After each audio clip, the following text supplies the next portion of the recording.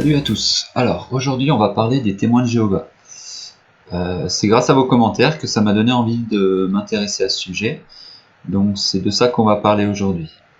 Donc, on va voir qu'est-ce que c'est que cette organisation des témoins de Jéhovah, en quoi ils croient, comment est-ce qu'ils ont eu leur révélation, est-ce que c'est une révélation différente que celle qu'on a dans notre Bible chrétienne, voilà. Est-ce que c'est la même révélation qu'ils ont, est-ce qu'ils utilisent la même Bible, et en quoi c'est différent sur certains points de doctrine ou pratique, ou voilà. Donc on va faire un comparatif. Donc voilà. Je vais arrêter de dire donc voilà toutes les 5 secondes aussi. Alors, un message pour les témoins de Jéhovah qui tomberaient sur cette vidéo. Je sais que pour vous, c'est interdit de regarder toute source externe à ce qu'on vous enseigne dans votre religion ou votre organisation. Donc c'est pas grave. Moi je le dirai pas. Je le dirai pas à vos proches si vous tombez sur cette vidéo et que vous la regardez. Je sais que pour vous c'est un péché. Mais essayez de chercher la vérité. Essayez de voir les différences qu'il y a entre la Bible que l'on a depuis 2000 ans et puis cette Bible qu'on vous donne, ces enseignements qu'on vous donne qui sont très différents sur beaucoup de points. Donc voilà, cette vidéo risque d'être épicée pour vous. Mais plutôt que de mettre des épices, voilà, je vais mettre des cœurs. C'est vraiment, la démarche, c'est vraiment par amour pour vous, de vous montrer les différences qu'il y a entre la Bible que nous avons depuis 2000 ans et votre Bible que vous avez depuis à peu près 150 ans, 160 ans. Voilà, ma démarche, c'est vraiment une démarche de compassion et d'amour et de vous édifier dans la vérité. Je sais que vous prenez un risque en regardant cette vidéo, ne vous inquiétez pas, ça reste entre nous, voilà. J'ai eu l'occasion de rencontrer des témoins de Jéhovah. Cette vidéo n'est pas là pour dire que vous êtes des gens horribles ou que vous êtes casse-pieds ou je ne sais quoi. Non, j'ai rencontré quelques témoins de Jéhovah. C'était toujours des personnes très sympathiques, patientes et qui étaient tournées vers Dieu. Donc voilà, je suis pas là pour dire que vous êtes des personnes horribles ou influençables ou tout ça. Ça, c'était pour être bien clair sur mon intention. Tout ce qui compte, en fait, c'est la vérité. Vous ne pouvez pas avoir raison et moi avoir raison. L'un de nous deux aura raison. La vérité, il y a une vérité. Donc voilà, essayez de suivre cette vidéo. Je vous ai mis des cœurs. Voilà, c'est vraiment dans cette démarche-là que je fais cette vidéo. Alors, on va faire un peu d'histoire. On va passer rapidement quand même. Je ne vais pas rentrer trop dans le détail. Cette organisation, cette religion des témoins de Jéhovah, elle a à peu près 130 ans, 140 ans. Elle a été fondée en 1858. Enfin, en 1858, il y avait un homme qui s'appelait Charles Tails Russell, qui était très connu pour toutes ses... Il a fait en fait une interprétation personnelle qu'il a éditée en livre en fait des écritures de la parole de Dieu. En fait, donc il s'est approprié la parole de Dieu et il a réinterprété cette parole. Les témoins de Jéhovah, c'est quand même une grosse organisation ou religion. Ça compte plus de 8 millions de fidèles dans le monde. Donc c'est pas quelque chose d'anodin. Il y a beaucoup de gens qui suivent ce mouvement. D'autant plus que c'est une religion qui grandit rapidement. En fait, c'est pas une religion qui est en phase de déclin. Ça grandit, il y a de plus en plus d'adeptes. On les voit. Alors les témoins de Jéhovah, on les voit pas dans la vie de tous les jours parce que c'est des gens qui restent entre eux. Par contre, on les voit quand ils viennent à notre porte avec leur magazine pour nous essayer de nous mettre, de nous faire rentrer dans leur religion. Et aussi, on les voit avec des stands dans les rues. Alors, ce qu'on attaque toujours les témoins de Jéhovah en leur disant, vous êtes fait partie d'une secte ou d'un culte.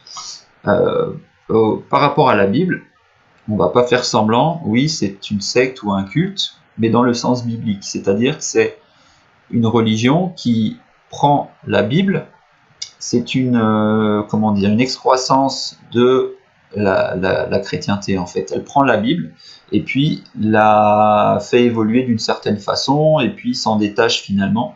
Mais la base c'est quand même la Bible, c'est quand même Jésus. Il y a pas mal de religions comme ça, comme les Mormons et même finalement l'islam en fait, parce que l'islam se base sur et serait la continuité de la Bible en fait. Donc ce sont des sectes ou des cultes, mais dans le sens biblique du terme en fait. C'est pas forcément quelque chose de mauvais. La chose qui rend un culte ou une secte mauvaise, c'est si elle se détourne complètement de la parole de Dieu en fait. Si elle vous prêche un autre Jésus, et bien là il faut commencer à s'inquiéter. Alors on va faire une liste, je sais pas combien de points je vais mettre pour pas que ce soit trop long, des différences en fait entre la version biblique et puis la version dans la Bible des témoins de Jéhovah. Car il faut savoir que les témoins de Jéhovah n'ont pas la même Bible que nous, donc ça c'est important de le savoir aussi. Alors comme toute organisation ou excroissance du christianisme qui ne reste pas fondée sur la parole de Dieu, eh bien ils vont avoir un Jésus différent. Donc c'est ce qu'on va voir dans le premier point sur Jésus. Pour les témoins de Jéhovah, Jésus n'est pas Dieu en fait. Ce n'est pas le Fils de Dieu. Jésus est un être créé. C'est un être créé par Dieu le Père. Et en fait, ils pensent que Jésus-Christ et l'archange Michael sont la même personne. En fait, ils pensent que Jésus est l'archange Michael. Ils pensent que l'archange Michael est devenu Jésus-Christ le jour de la naissance de Christ. Et dans ce sens, il serait la première création de Dieu. Alors, qu'on soit très clair, il n'y a aucun verset dans la Bible qui dit ça, en fait. Donc, là, c'est une différence évidente, en fait, entre la Bible des témoins de Jéhovah et la Bible que nous avons, nous, les chrétiens. Ça se base sur une incompréhension du mot ange, en fait. Ange, alors, allez voir ma vidéo sur les anges, ça va peut-être vous éclairer sur ce sujet. Un ange, oui, ça peut être une créature spirituelle, un peu exotique, hein, ou bizarre, voilà, un messager de Dieu, mais ange, en fait, cela veut dire messager de Dieu. S'il y a des anges qui sont ces créatures spirituelles, il y a aussi des anges qui sont humains, en fait. Un ange, le mot ange veut simplement dire un messager. Donc, Jésus n'est pas un ange, c'était un homme qui était le Fils de Dieu. Donc, il était à la fois Dieu et homme. Par contre, oui, on l'appelle parfois dans la Bible l'ange de Dieu, avec des majuscules. Donc, dans ce sens-là, ça ne veut pas dire que c'est une créature spirituelle, mais simplement qu'il est la parole de Dieu, qu'il est le messager de Dieu le Père. En fait, par Jésus-Christ, par sa parole, nous pouvons connaître le Père. Donc, faut faire attention à ça. Deuxième point de différence, pour les témoins de Jéhovah, lorsque Jésus meurt sur la croix, il ne ressuscite pas dans la chair, par contre il cesse d'exister, et il redevient en esprit, cet ange Michael. Donc ça c'est une différence fondamentale en fait entre la Bible que nous avons, la révélation de Dieu, et puis la Bible des témoins de Jéhovah. Pour les témoins de Jéhovah, pour la doctrine de cette organisation, Jésus-Christ, quand il meurt, il ressuscite seulement dans l'esprit et redevient cet ange, Michael, alors que dans la Bible, il est très clair, et on le voit dans tous les évangiles, en fait, que Jésus-Christ, quand il ressuscite, il est dans la chair, il est dans le corps, il a un nouveau corps, en fait. Il a toujours les stigmates de sa crucifixion. D'ailleurs, il les montre à ses disciples quand il apparaît, et les disciples sont étonnés. Ils lui disent, mais en fait, est-ce que c'est un fantôme? Est-ce que Jésus il est sous forme d'esprit ou de fantôme? Il leur dit, non, non, touchez bien mes mains, mes plaies, je suis dans la chair. Donc, à l'image de Jésus-Christ, lorsque nous ressusciterons, nous serons aussi dans la chair, en fait. Nous ne serons pas simplement des esprits, nous aurons un nouveau corps. Et voilà, donc ce n'est pas simplement une résurrection dans l'esprit, mais nous aurons un nouveau corps. C'est ce que la Bible nous promet. Alors, troisième différence, c'est le fait que pour eux, Jésus-Christ n'est pas mort sur une croix, voilà, mais par contre sur un pieu ou sur simplement une barre, en fait. Et ça, c'est un truc sur lequel ils insistent beaucoup, alors que ça peut paraître accessoire, mais en fait, en venant vous dire ça, ils essayent de vous choquer et de vous dire, mais en fait, tu sais, Jésus n'est pas mort sur une croix, il est mort sur un pieu.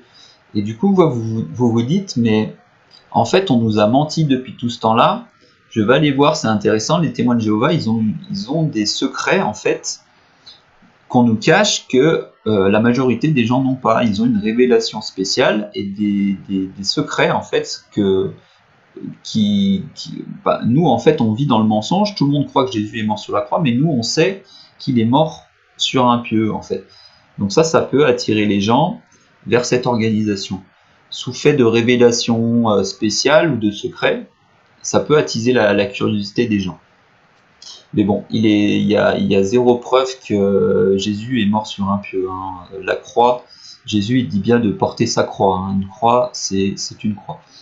Alors, point très important, point numéro 4, selon la doctrine des témoins de Jéhovah, ils ont annoncé le retour de Jésus-Christ, et c'était en 1914. Donc, ils ont fait une fausse prophétie du retour de Jésus. Ils ont dit, voilà, Jésus va revenir en 1914, et bien évidemment, ça ne s'est pas passé comme ça.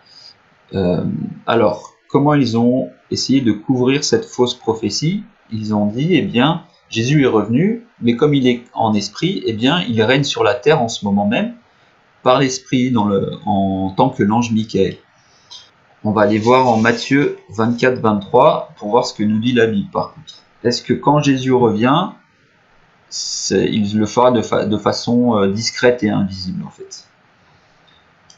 Alors, Matthieu 24-23, je vais commencer en 23.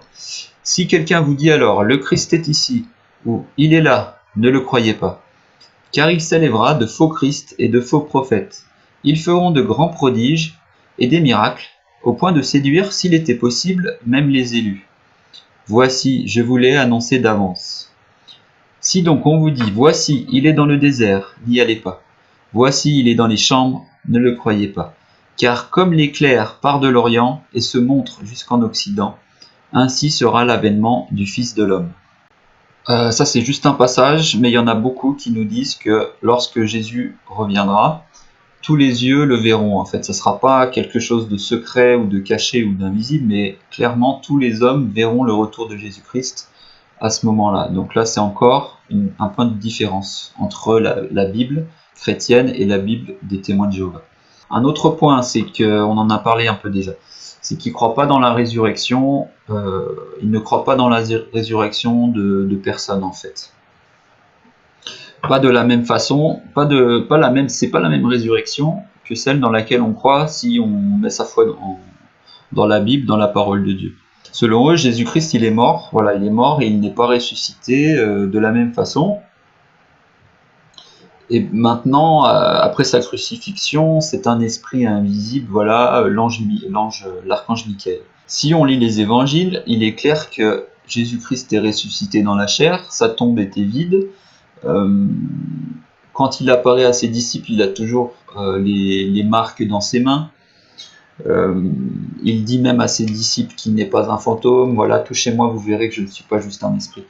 Donc ça, on en a parlé déjà, mais voilà, la résurrection, leur vision de la résurrection n'est pas la même que la vision de la résurrection biblique en fait.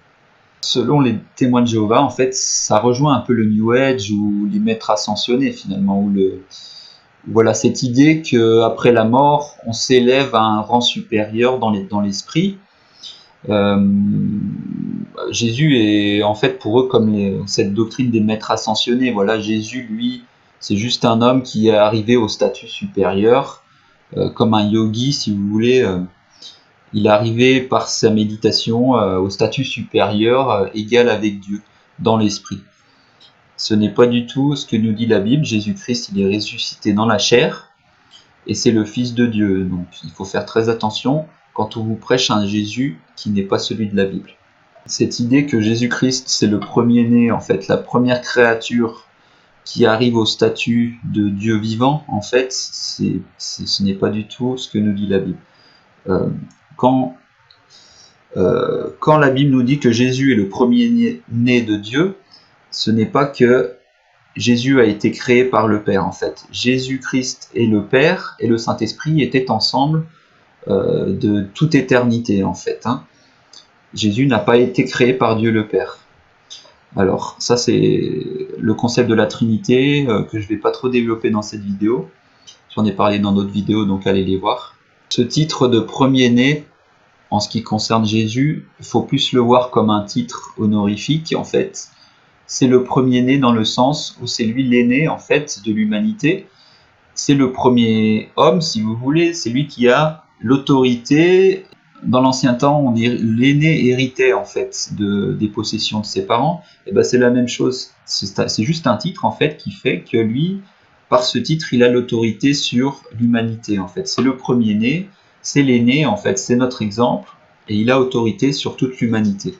Alors, point suivant, bien entendu, comme dans toute religion qui se prétend chrétienne mais qui ne l'est pas, ils vont vous dire que Jésus-Christ n'est pas Dieu, n'est pas de d'essence divine en fait, ne fait pas partie de la Trinité. Selon eux, Jésus c'est juste un homme qui a été mis là pour un temps, 33 ans, pour remplir un rôle pour le Père. Ils ne voient pas dans la Bible la dimension éternelle de Jésus-Christ en fait. Donc pour ça, si vous êtes curieux là-dessus, allez voir ma vidéo sur Jésus dans l'Ancien Testament. Et vous verrez, voilà, au commencement était la parole, et la parole était avec Dieu, et la parole était Dieu. Jésus est éternel, c'est l'alpha et l'oméga, il est à part égale avec le Père et le Saint-Esprit. Je ne vais pas trop rentrer dans le détail, mais allez voir, ça va peut-être vous intéresser. Alors, point suivant, ce qui concerne le Saint-Esprit. Est-ce qu'ils ont le même Saint-Esprit ou pas? Bien non, bien entendu. Le Saint-Esprit, c'est la troisième personne de la Trinité. C'est une personne à part entière de Dieu, en fait. C'est l'Esprit de Dieu. Les témoins de Jéhovah verraient plutôt ça. Ce sera toujours alors comme la Force dans Star Wars. Voilà, c'est un esprit éthéré. L'Esprit de Dieu éthéré, comme ça. Mais dans la Bible, il est clair qu'il y a beaucoup de passages qui nous disent que le Saint-Esprit est une personne à part entière de la Trinité. Allez voir ma vidéo sur le Saint-Esprit si vous voulez plus de précision là-dessus. En ce qui concerne l'enfer, alors là c'est pareil, allez voir ma vidéo sur l'enfer. Vous avez du boulot les gars, allez-y. Hein. Et ne le dites pas autour de vous à votre famille, mais voilà, au pire ne vous abonnez pas. Mais faites vos recherches, comparez ce qu'on vous enseigne avec ce que la Bible enseigne vraiment. Donc en ce qui concerne l'enfer, il n'y a pas d'enfer en fait pour eux. Donc voilà, ça c'est clair, voilà, il n'y a pas d'enfer. En fait, quand on meurt, le jugement, ce n'est pas l'enfer, comme le dit la Bible, mais c'est vous êtes annihilé, vous êtes détruit, il n'y a plus rien en fait. Donc c'est une vision un peu, comment dire, c'est une vision un peu athée en fait au final. Vous mourrez, il n'y a rien, voilà, tout disparaît. Alors bon, bien sûr, il n'y a pas besoin de préciser, allez voir ma vidéo sur l'enfer, mais la Bible parle bien de l'enfer. Ça, c'est quelques différences que j'ai relevées. J'en ai relevé d'autres, hein, mais j'ai pas envie de faire trop long sur cette vidéo. On va voir maintenant en fait quelles sont les règles que les témoins de Jéhovah doivent suivre en fait. Alors, c'est souvent le cas dans des fausses religions. Les témoins de Jéhovah n'ont pas le droit d'étudier par eux-mêmes la parole de Dieu. Ils n'ont pas le droit de lire la Bible en fait par eux-mêmes, d'essayer de l'interpréter par eux-mêmes. Et c'est un point commun qu'on a avec l'Église catholique en fait. Donc il y a une autorité supérieure, c'est un système pyramidal. Il y a l'autorité supérieure, les élus qui ont la révélation de Dieu et qui la transmettent au peuple en fait, j'avais dit les gueux sur la vidéo du catholicisme, mais voilà, la base active en fait de la pyramide reçoit la révélation du haut de cette pyramide, de ces quelques élus qui ont la révélation. Donc ça c'est un point commun avec l'Église catholique. Hein. Donc les témoins de Jéhovah n'ont pas le droit d'étudier la Bible. Ils n'ont pas le droit, par exemple, à regarder une vidéo comme celle-là, ils n'ont pas le droit de le faire. C'est un péché de chercher des sources externes à la doctrine que l'on reçoit dans cette organisation. Et d'ailleurs, ça peut poser beaucoup de problèmes. Ils peuvent même se faire excommunier ou perdre de tout contact avec leurs proches si jamais ils se font choper en train d'étudier la Bible par eux-mêmes. Donc c'est pour ça que je vous dis, les témoins de Jéhovah, soyez discrets, mais quand même, je vous invite vraiment à regarder mes vidéos ou d'autres vidéos sur ce que dit vraiment la Bible en fait. Prenez le risque pour Dieu et faites confiance à Dieu, voilà. Alors pour moi, quand des autorités d'une organisation vous dites n'allez pas chercher la vérité, ne comparez pas la vérité, c'est vraiment là, ça sent le sapin, ça sent pas bon, parce qu'ils ont peur que vous trouviez la vérité ailleurs, et ils vous gardent sous le contrôle. Donc Dieu, il nous invite, contrairement à ce que l'on croit, il nous invite à chercher la vérité et à comparer et à voir si les choses sont vraies ou pas. Donc il nous dit, recherchez dans la Bible, comparez, réfléchissez, utilisez votre intelligence pour voir si ce que je dis est faux ou pas. Dieu nous invite à la réflexion plutôt qu'à suivre aveuglément des gens qui vous mettent sous le contrôle en fait.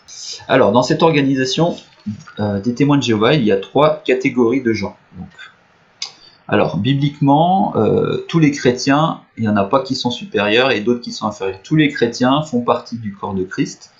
Alors certains sont là pour enseigner, d'autres ont d'autres fonctions. C'est ce qu'on appelle le corps de Christ. Hein. Comme mon petit doigt, j'ai mon orteil. Voilà, chacun dans ce corps de Christ a un rôle à jouer. Certains, c'est enseigner. Dans l'organisation des témoins de Jéhovah, on a 3 catégories de personnes, c'est ce qu'on va voir maintenant. Alors, bien entendu, le haut de la pyramide, ce seront ceux qui ont la révélation. C'est un clan, en fait, qui contrôle, en fait, toute cette organisation. Et eux ont la révélation. On a, bien entendu, le reste de la pyramide, c'est ce qu'ils appellent la foule ou la grande foule, je ne sais pas comment on dit en français, en fait. C'est tout le reste de la pyramide, en fait. Eux n'ont pas la révélation, donc ils doivent se référer à ceux qui ont la révélation au-dessus. Donc on a déjà une dichotomie dans cette organisation, tous ne sont pas égaux. Hein. Et ensuite, on a bien sûr tous ceux qui ne sont pas dans l'organisation, eux, ils ne sont pas sauvés. Alors, ces personnes spéciales dans cette organisation, il y en a 144 000, mais pas chaque année, hein, de tout temps, il y a eu 144 000 personnes de ce statut. Donc on peut voir que depuis 50 ans, eh bien, en fait, il n'y a plus de place, les gars, désolé, vous ne pourrez plus être dans les élus. Hein. C'est fini. Et d'ailleurs, il faut noter que selon eux, Jésus, ça serait le premier des 144 000. Donc vous voyez que pour eux, Jésus n'est pas le Fils de Dieu, c'est juste un homme qui s'élève au statut de Dieu. Quelle est la différence entre ces gens qui ont la révélation, ces 144 000 et le reste des témoins de Jéhovah? C'est qu'ils ne vont pas avoir droit à la même résurrection. Les 144 000, ils ont un espoir du paradis, en fait, dans les cieux, avec Dieu. Eux pourront être en la présence de Dieu et régner avec Dieu, en fait. Alors que tous les autres, les millions et les millions de témoins de Jéhovah, qui ne sont pas dans ce haut de la pyramide, eh bien eux, ils auront un espoir de résurrection, oui, mais seulement terrestre, en fait. Ils ne seront jamais dans la lumière et dans la présence parfaite de Dieu lors de la résurrection.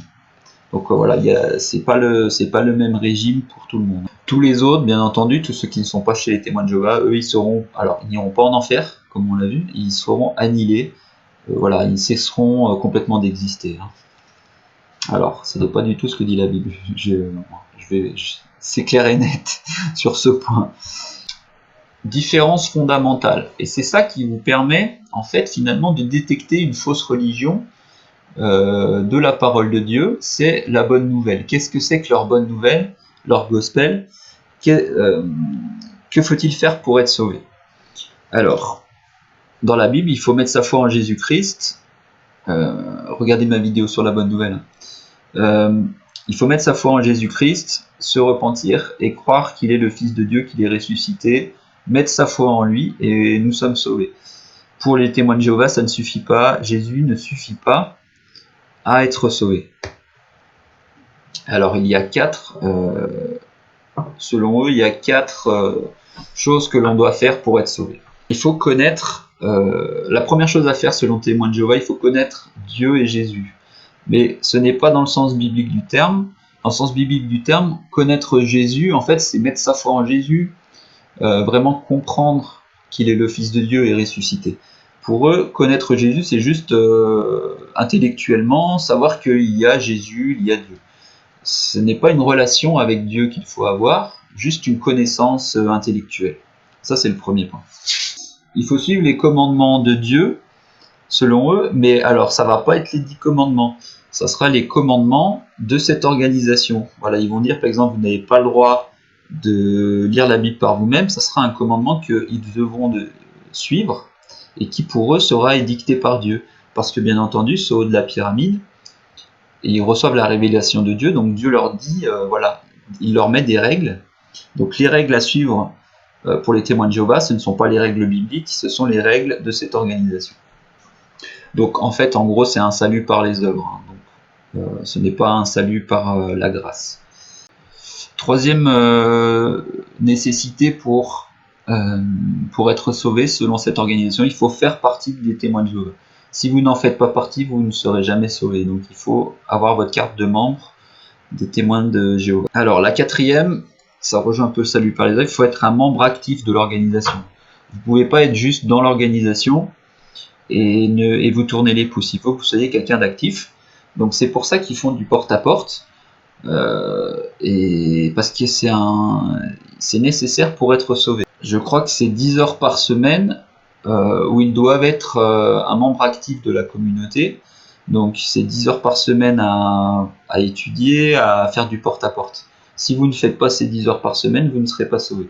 10 heures par semaine à promouvoir, c'est ça qu'on dit, à promouvoir cette organisation, à faire du porte-à-porte, sinon il n'y aura pas de paradis pour vous. Donc là, ça sent pas très bon quand même les amis, hein, faites attention. C'est un salut par les œuvres que l'on vous donne, comme dans toute fausse religion. Un salut par les œuvres, il va falloir que vous fassiez vos 10 heures de porte-à-porte par semaine, sinon vous n'irez pas au paradis. Alors que la vision biblique, elle est simple. Le salut biblique, il est très simple. Il est simple et difficile à la fois parce qu'il faut... Les orgueilleux ont du mal en fait. Parce qu'il faut vraiment s'abandonner et faire confiance à Dieu et dire oui Seigneur, Jésus-Christ, tu es Seigneur, je te fais confiance et je vais grandir dans ta parole. Et c'est gratuit en fait, ça demande juste de plier le genou en fait. Mais ce n'est pas un salut par les œuvres où il va falloir que vous, pendant 10 heures par semaine, pendant le reste de votre vie, fassiez toutes ces œuvres pour pouvoir peut-être obtenir le salut. C'est vraiment la différence entre les œuvres et la grâce. La grâce, c'est le cadeau que Dieu nous fait. Il nous dit, mettez votre foi en Jésus, c'est un cadeau, c'est une grâce. Et c'est beaucoup plus simple. Et c'est en ça que c'est une bonne nouvelle, en fait. C'est simple et c'est gratuit. Alors, ça va rejoindre un peu nos amis du Vatican. Leur organisation, leur église, elles reçoivent directement des instructions de Dieu. Ils sont en contact, eux, avec Dieu, tout comme le pape est le représentant de Dieu sur terre, ils reçoivent des révélations spéciales, en fait. Mais Jésus a dit, en mourant sur la croix et en ressuscitant, tout est accompli. Il n'y a plus de révélation. Sa parole, nous l'avons depuis 2000 ans, c'est la Bible. Donc, il n'y a pas de nouvelles révélations à avoir, en fait. C'est vraiment le signe qu'on essaie de vous mettre sous contrôle et qu'on essaye de vous mentir et de vous prêcher un faux évangile, en fait. C'est un fruit mauvais, c'est un signe évident d'une fausse religion. Alors, point suivant, bien entendu, comme au Vatican, le Vatican ou l'Église catholique vous dit qu'il y a, en dehors de l'Église catholique, point de salut, eh bien ça sera la même chose dans cette organisation des témoins de Jéhovah. En dehors de l'organisation des témoins de Jéhovah, il n'y a pas de salut possible. Voilà, ça c'est encore un signe que c'est pas top, hein. Alors, le point que j'ai déjà un peu soulevé, c'est qu'ils n'ont pas le droit d'aller chercher des infos, des sources extérieures, en fait, sur la Bible, sur Jésus, sur la parole de Dieu. Il faut qu'ils restent dans leur cadre prédéfini, et c'est interdit pour eux de chercher des infos ailleurs. Pour eux, c'est même un péché de chercher des infos ou de lire la Bible par soi-même. Donc ça aussi, c'est un truc qu'on avait vu dans l'Église catholique, hein. Des petites choses comme ça qu'ils n'ont pas le droit de faire. Ils n'ont pas le droit de saluer un drapeau d'un pays. Ils n'ont pas le droit d'aller faire un service militaire. Pas le droit de fêter leurs anniversaires. Un truc aussi, ils n'ont pas le droit de faire de transfusion sanguine. Ils n'ont pas le droit d'utiliser des croix, parce que les croix, c'est des trucs de païens. Jésus est mort sur un pieu. Ça, c'est toutes des interdictions qui ne sont pas du tout bibliques, hein, bien entendu. Alors, ils n'ont pas le droit de parler avec des anciens témoins de Jéhovah, des témoins de Jéhovah qui sont sortis de cette organisation, peut-être qui ont trouvé Jésus, le vrai Jésus, hein, celui de la Bible.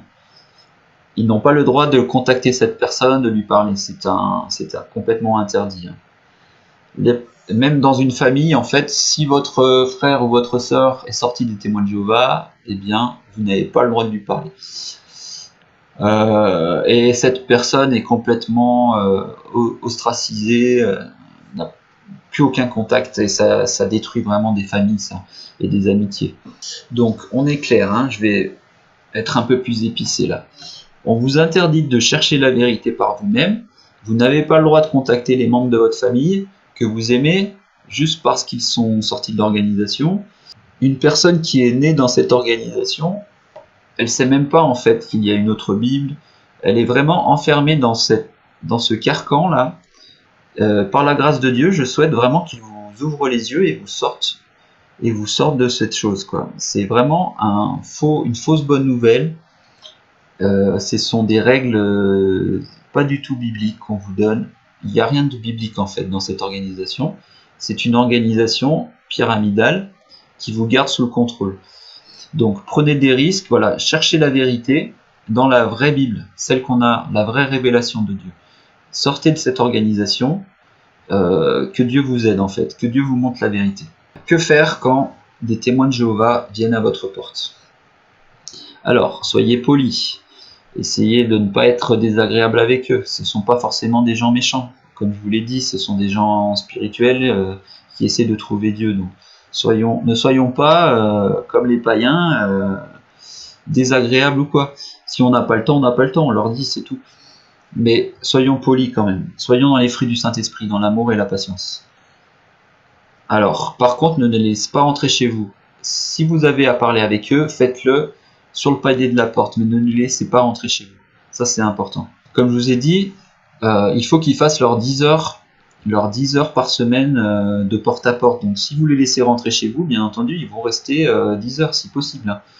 Ça va être moins fatigant de faire 10 heures chez une personne que de marcher et faire 5 minutes chez 10 personnes ou 100 personnes, hein.